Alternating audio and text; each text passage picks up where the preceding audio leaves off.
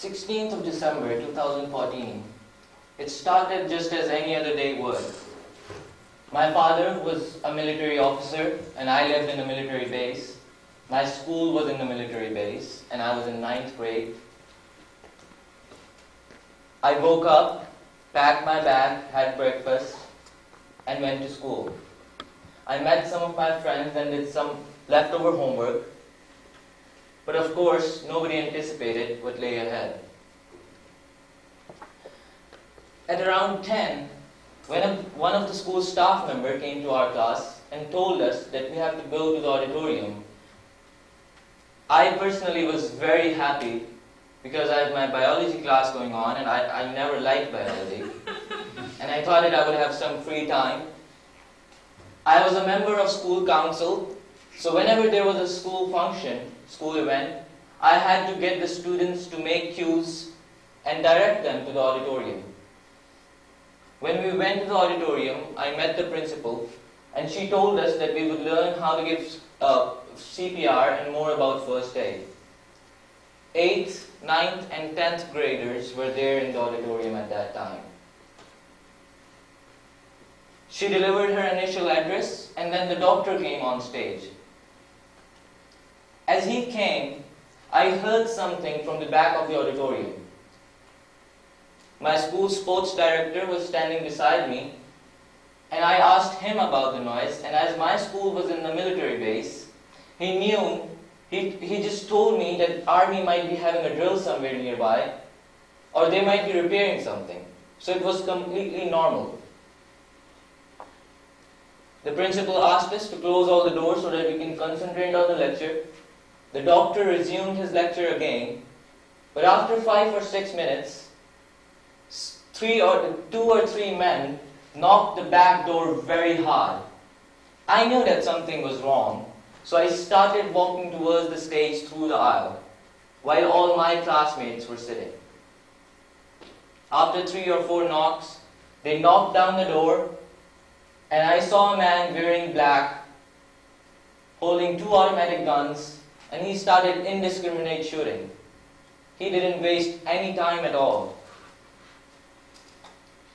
I started running towards the stage, and that was the most horrific moment of my life.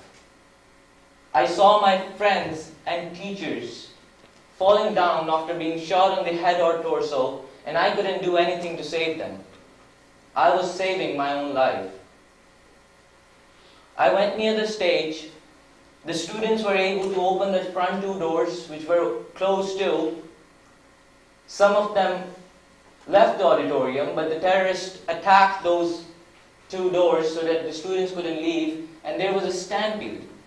I just couldn't figure out how to leave the auditorium. While I was there, my English teacher was lying down beside the stage and she yelled at me to come down and lie down with her.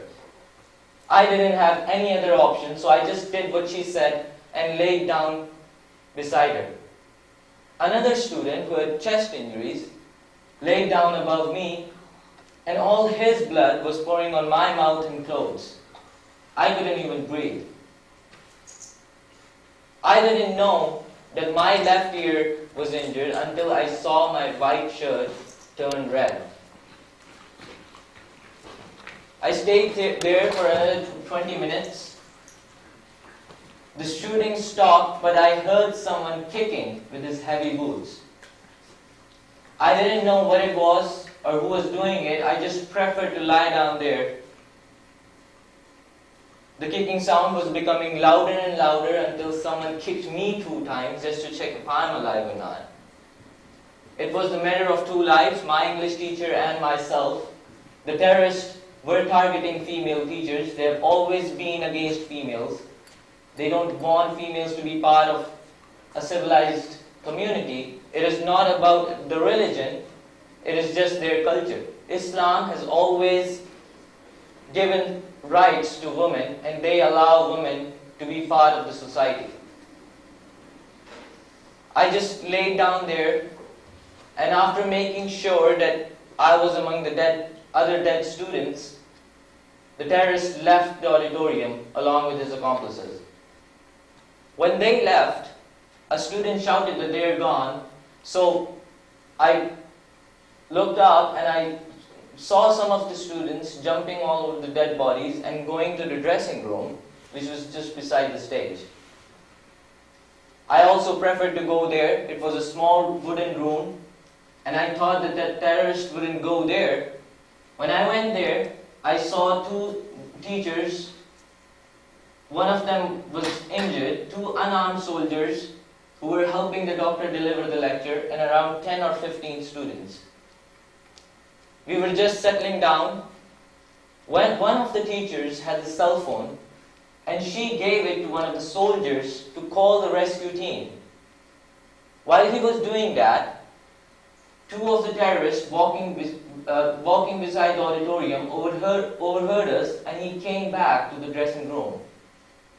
Another student shouted that they're here again, and I just couldn't believe it. I thought that I was saved once, but I won't be saved again. I started reciting the Holy Kalima, and I considered them the last moments of my life. I laid down there, eyes shut, didn't show any movement. He came and killed the students and teachers he thought were alive, and left. When he left, I felt something burning, as if my body was burning. I looked up, and to my absolute horror, that teacher who gave the cell phone to the soldier was burning. They had burnt that teacher alive. I tried to suppress the fire with a small cloth which was in the dressing room, but all my efforts were in vain. She was already dead. I knew that the dressing room was made of wood, so even if the terrorists won't kill me, the fire would. The only option for me and 5 of my friends left in the auditorium was to go back to the stage and lie down there, even though it wasn't safe at all. When we went there, one of my best friends, whose hand was injured, asked me if we would be able to go back home alive and see our parents. I was so shocked to even hear this question, and I just couldn't believe it. I just didn't have any answer, and I said, let time decide. And I myself started thinking about my parents and my brothers, and I just wanted to go back home alive and share the good moments, good times I had with them. And that was the only goal I had at that time. We stayed there for an hour until I saw a commando peeking through the window just to check if anyone of the students are alive or not. I waved back at him so that he know that I'm there. He waved back at me and went to secure the area around the auditorium. 5 or 10 minutes passed, and he came through the dressing room, which was fully burnt by then. He asked me if anyone else is alive, and I helped all my friends go out of the auditorium. When we went out, 5 or 6 soldiers formed a circle in form of a human shield so that the terrorists couldn't kill us. I ran towards the ambulance. They wrote my name as an injured student, and we were on our way to the hospital. I was so worried about my English teacher who was with me in the beginning, and I was just praying that she is safe. And thankfully, she was in the same ambulance sitting in the front seat. She was safe. When we went to the hospital, emergency was declared, and I was haunted to see my friends and teachers killed or in severe pain, injured. I couldn't see that, so I just went to the corner and sat there, didn't talk to anyone. I just couldn't believe what just happened. There were so many other injured students that they couldn't pay me much attention, and they just bandaged me and told me to go home. I called my brother, and as he was a doctor, he knew that I would require a surgery, so we went to another hospital where I had a 3-hour-long plastic surgery. When I woke up from anesthesia, my father was standing beside me waiting for me to get up. And I was so glad to see my father again. and I just wanted to share how much I missed him at that time. It was the worst and longest day of my life, and I lost 7 of my best friends that day. Not only me or my friends were mourning, but whole Pakistan was. It was a 9/11 for us. There were many sleepless nights in which I couldn't figure out what to do. It was just like something important in my life is missing. My life was changed after that attack. I was labeled as a terrorist attack survivor, and all of the people wanted to hear my story. But what I really wanted was someone to talk to, someone who could really understand me. And that's when I realized the importance of friends in our lives. Nobody can survive on this planet on his own, and that's why we need friends. To share our problems with them.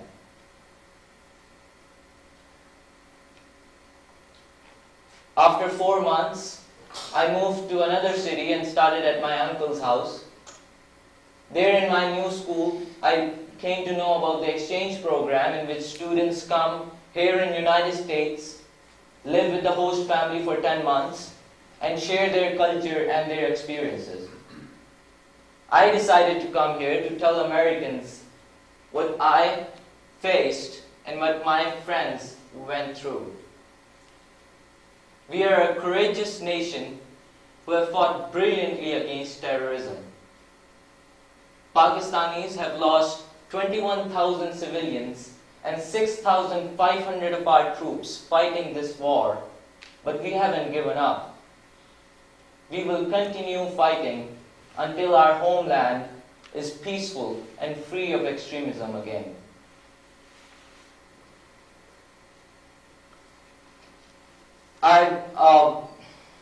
I came here, gave different presentations, talked to different people, and that's what I really needed.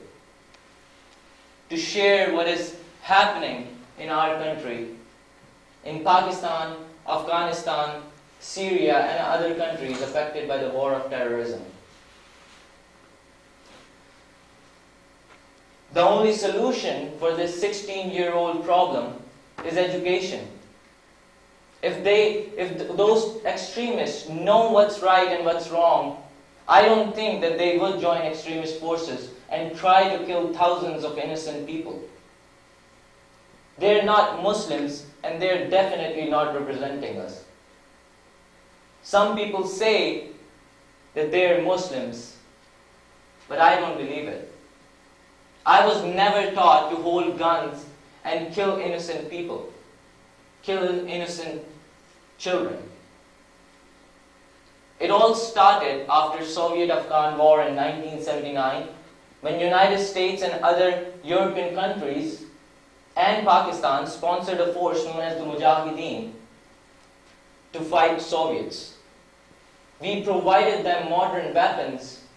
They were illiterate, they were mercenaries, and they didn't know what to do. And after they won the war, we just abandoned them. We didn't build schools, we didn't build hospitals, we didn't build anything necessary for a civilized nation, and that's why they turned against us. The only thing they had against us were those modern weapons which we had provided them ourselves.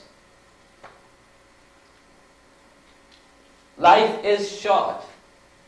You don't know what will happen the next moment. So try to accomplish as much as you can. And make sure that this world is a peaceful place to live in. Sending troops to other parts of the world and banning people believing in one religion from certain countries to come inside the country won't solve the problem. Building bases instead of schools, sending troops instead of teachers won't solve the problem. Education would. if they know that they can do something productive in their lives, they won't join the extremist forces.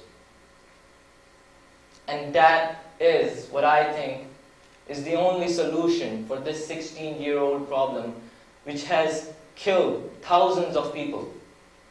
We have lost a lot of friends, a lot of people, and we should never let it happen again. Let's pray for a safer world where all the races, colors, genders, and religions are equally respected and are given equal opportunities. Stay strong, keep smiling, and deal with every challenge bravely, even if you don't expect it. I never expected that I would lose so many friends in one day. Nobody expects that. But when it happened, the only solution for me was to stay strong and make sure that other people don't lose loved ones and friends like I did. Only thing we can do is work hard and try to accomplish the things which we want. We have to be united.